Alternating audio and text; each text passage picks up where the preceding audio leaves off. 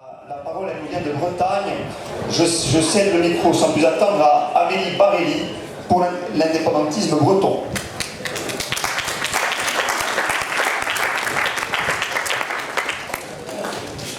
Salut à tutti patrioti Gorsi. Bonjour à tous. Nous sommes honorés d'être à nouveau ici pour les Giornate Internazionali et nous remercions Nazione bien sûr pour l'invitation et l'organisation. L'année dernière, nous avions pu rencontrer à Corti une importante délégation kanak et il y a peu nous apprenions que l'idée d'un État calédonien est maintenant posée.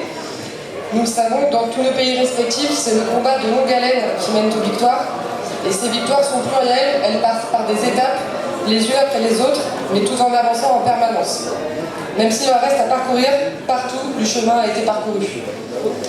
En Bretagne, l'année écoulée a vu s'enchaîner les difficultés dans les mouvements culturels bretons, ajoutées à une nouvelle baisse du nombre des locuteurs bretons également. Différentes mobilisations se sont alors lancées en réaction et continuent à ce jour de le faire.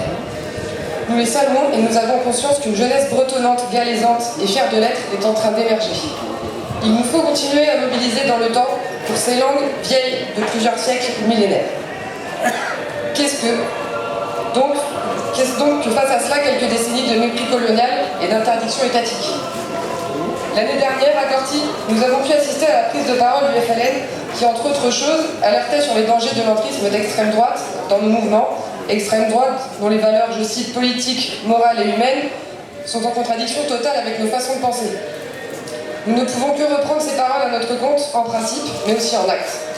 Ces derniers mois, nous avons vu en effet cette extrême droite à l'œuvre en Bretagne et nous avons riposté pour l'empêcher de s'approprier nos luttes et nos idées. Ce fut le cas à la manifestation pour la réunification à Nantes, au meeting sur l'autonomie à Carhaix ou dans l'appel à la manifestation pour la toponymie à Plouézan. Le message a été envoyé et il sera renvoyé à chaque fois que nécessaire. Notre pays n'est pas à vendre, notre mouvement n'est pas à prendre. C'est aux Bretonnes et aux Bretons de mener leur combat de libération et les satellites des mouvements français de gauche comme de droite n'ont rien à y faire.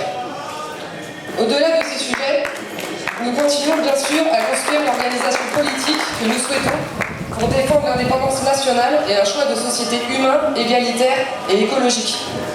Les années qui viennent seront marquées par différentes étapes électorales qui font partie de notre processus de construction comme organisation politique indépendantiste. Nous serons en cela présents dans les élections municipales, départementales et régionales à venir. Dans ces élections, comme dans nos mobilisations en général, nous continuerons de défendre l'idée de convergence des différentes structures politiques bretonnes autour d'un minimum de revendications communes dont nous répétons les 100 points selon nous nécessaires à la construction d'une unité. La reconnaissance du peuple breton, la réunification du pays, puisqu'une partie nous en a été enlevée par l'État français, l'officialisation des langues, la mise en place du statut de résident et la création d'une assemblée de Bretagne. Chacun de ces points sera une étape vers notre libération, mais tout avance vers le même objectif, celui de l'indépendance nationale. Trugare Danol, merci à vous, et viva à Corsica et à Bretagna Liberia.